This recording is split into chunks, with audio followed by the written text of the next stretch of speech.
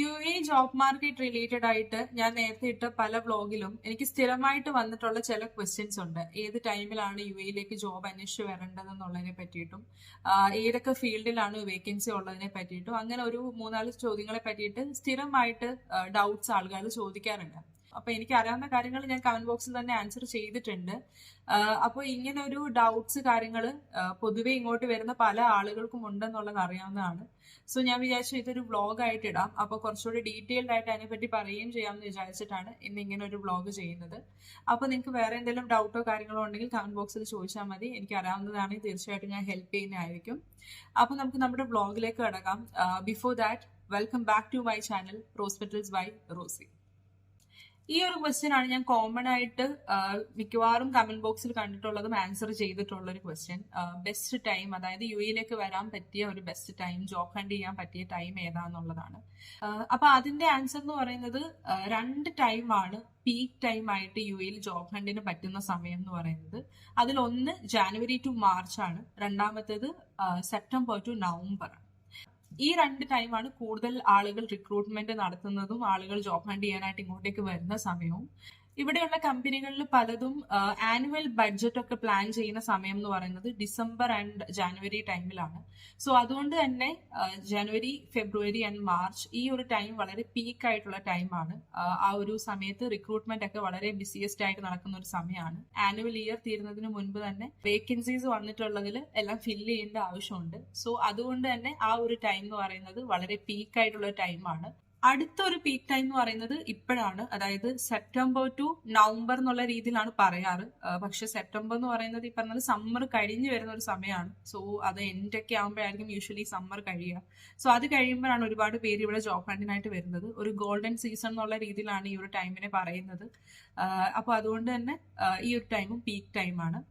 അതുപോലെ തന്നെ job hunt ചെയ്യാനായിട്ട് ഇവിടെ ഹയറിംഗ് പ്രോസസ്സും കാര്യങ്ങളൊക്കെ സ്ലോവർ ആവുന്നതിന്റെ കാരണം എന്താന്ന് വെച്ചാൽ, ഒരു കാരണം എന്ന് പറയുന്നത് റംദാൻ മാസമൊക്കെ ആയിക്കഴിഞ്ഞാൽ യൂഷ്വലി ഇവിടെ വർക്കിംഗ് അവറൊക്കെ പൊതുവെ കുറവാണ്. ഒരു 2-3 hours കുറവായിരിക്കും നമ്മൾ യൂഷ്വൽ വർക്കിംഗ് അവറിനെക്കാട്ടിലും. അതുകൊണ്ട് തന്നെ ആ സമയത്ത് മാനേജേഴ്സ് ഒക്കെ ഹയറിംഗ് പ്രോസസ്സും കാര്യങ്ങളും കുറച്ചുകൂടെ സ്ലോ ആക്കും. അപ്പൊ ആ ഒരു ടൈമിൽ വലിയ റിക്രൂട്ട്മെന്റും കാര്യങ്ങളും നടക്കത്തില്ല. പിന്നുള്ളത് സമ്മർ ടൈമാണ്. സമ്മർ ടൈം എന്ന് പറയുമ്പോൾ അതിൽ ഒരു കാര്യം എന്ന് പറയുന്നത് സ്കൂൾ ഹോളിഡേ ഒക്കെ ആവുന്ന ഒരു സമയമാണ്. അപ്പൊ മാനേജേഴ്സ് ഹെഡ് ആയിട്ടുള്ള ആളുകളൊക്കെ നാട്ടിൽ അല്ലെങ്കിൽ ലീവിന് അവരുടെ സ്ഥലങ്ങളിലേക്ക് പോകുന്ന ഒരു ടൈം ആയിരിക്കും. സോ അതുകൊണ്ട് തന്നെ ആ ഒരു ടൈമിലും റിക്രൂട്ട്മെന്റ് അങ്ങനെ നടക്കാൻ സാധ്യതയില്ല. അതുപോലെ തന്നെ ഡിസംബർ ടൈമിലും അത്യാവശ്യം റിക്രൂട്ട്മെന്റ് ഒക്കെ കുറവാണ്. കാരണം എന്താണെന്ന് വെച്ചാൽ, ഒന്ന് ഈ ആനുവൽ ബഡ്ജറ്റും പ്ലാനും കാര്യങ്ങളൊക്കെ നടക്കുന്നത് കൊണ്ടാണ് ആ ഒരു ടൈമിൽ അങ്ങനെ വരുന്നത്. വേറൊരു കാര്യം, ക്രിസ്മസിന്റെ ഒരു ടൈമാണ്, പിന്നെ ഒരു ന്യൂ ഇയർ ഒരു വെക്കേഷൻ ടൈമും കൂടി വരുന്നത് കാരണം ആ സമയത്തും റിക്രൂട്ട്മെന്റ് ഒക്കെ പൊതുവെ കുറവായിരിക്കും. ഞാനിപ്പോ ഈ പറഞ്ഞ സമയങ്ങളിലൊന്നും ഇവിടെ ജോബ് ഓപ്പർച്യൂണിറ്റി ഇല്ലാത്തത് കൊണ്ടല്ല, പൊതുവെ കുറച്ച് സ്ലോ ആയിരിക്കും പ്രോസസ് ഒക്കെ. അപ്പൊ അതുകൊണ്ട് തന്നെ ആ ടൈമിൽ വന്നു കഴിഞ്ഞാൽ കുറച്ചുകൂടെ നമുക്ക് ഡിലേ വരാനുള്ള സാധ്യതകളുണ്ട്. സോ അതുകൊണ്ട് തന്നെ ജോബ് ഓപ്പർച്യൂണിറ്റീസ് ഒക്കെ കൂടുതൽ കിട്ടാനായിട്ട് നമ്മൾ ഈ ഒരു പീക്ക് ടൈം ഒക്കെ നോക്കി വരുന്നതായിരിക്കാം കുറച്ചുകൂടെ നല്ലത്. അതുപോലെ തന്നെ ഒരുപാട് പേര് ചോദിച്ചിട്ടുള്ള ഒരു ചോദ്യമായിരുന്നു ഏതൊക്കെ ഫീൽഡിലാണ് കൂടുതൽ ഓപ്പർച്യൂണിറ്റി ഉള്ളതെന്നുള്ളത്. അപ്പൊ മെയിൻ ആയിട്ടും ഓപ്പർച്യൂണിറ്റീസ് കാണുന്ന ചില ഫീൽഡുകളുണ്ട് ഇവിടെ. എന്നാലും പൊതുവെ ഇപ്പോഴത്തെ ഒരു സിറ്റുവേഷനിൽ കോമ്പറ്റീഷൻ എല്ലാ ഫീൽഡിലും ഉണ്ട്. ഇവിടെ കൂടുതലായിട്ടും വേക്കൻസി കാണുന്ന ഒരു ഫീൽഡാണ് സെയിൽസ് എന്ന് പറയുന്നത്. സെയിൽസിൽ ഒരുപാട് വേക്കൻസീസ് യൂഷ്വലി കാണാറുണ്ട്.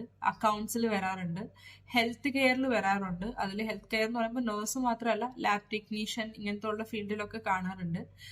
പിന്നെ ഈ റെയർ ആയിട്ട് ചില ആളുകൾ എടുക്കുന്ന ഒരു കോഴ്സുകളുണ്ട്. ഇപ്പൊ അതായത് സ്പീച്ച് തെറാപ്പി എന്ന് പറയുന്നതൊന്നും അങ്ങനെ എല്ലാവരും എടുക്കുന്ന കോഴ്സുകളല്ല. പക്ഷെ അതിനൊക്കെ ഇവിടെ ഹൈ ഡിമാൻഡ് ആണ് ഉള്ളത്. നല്ല സാലറി പാക്കേജ് ഒക്കെ അതിനെ കിട്ടാറുണ്ട്. കൺസ്ട്രക്ഷൻ ഫീൽഡ്, ഇൻഫ്രാസ്ട്രക്ചർ, ഈ പറഞ്ഞ AC മെക്കാനിക്, ഇലക്ട്രോണിക്സ് ഫീൽഡൊക്കെ കുറച്ചുകൂടെ ഓപ്പർച്യൂണിറ്റി കാണാറുണ്ട്. വേറെ ഒരു ഫീൽഡ് എന്ന് പറയുന്നത് എയർലൈൻസ് ഫീൽഡിലും അത്യാവശ്യം വേക്കൻസീസ് വരാറുണ്ട്. അതായത് റിക്രൂട്ട്മെന്റ് നടക്കുമ്പം അത്യാവശ്യം നല്ല ബൾക്കായിട്ട് ആളുകളെ എടുക്കാറുണ്ട്. സോ അതുകൊണ്ട് തന്നെ ആ ഫീൽഡും ഇവിടെ അത്യാവശ്യം ഓപ്പർച്യൂണിറ്റി ഉള്ള ഒരു ഫീൽഡാണ്. വിന്റർ സീസണിന്റെ ആ ഒരു ടൈമിലൊക്കെ ഹോസ്പിറ്റാലിറ്റി ഫീൽഡിലൊക്കെ അത്യാവശ്യം നല്ല വേക്കൻസീസ് വരാറുണ്ട്.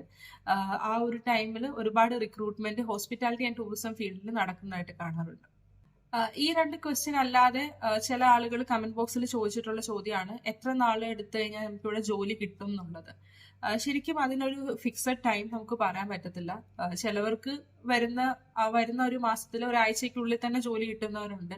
ഒരു മാസത്തിനുള്ളിൽ കിട്ടും, 2 മാസത്തിനുള്ളിൽ കിട്ടും. ചിലപ്പം 2-3 വിസയൊക്കെ പുതുക്കിയിട്ടായിരിക്കും ചിലർക്ക് ജോബ് കിട്ടുക.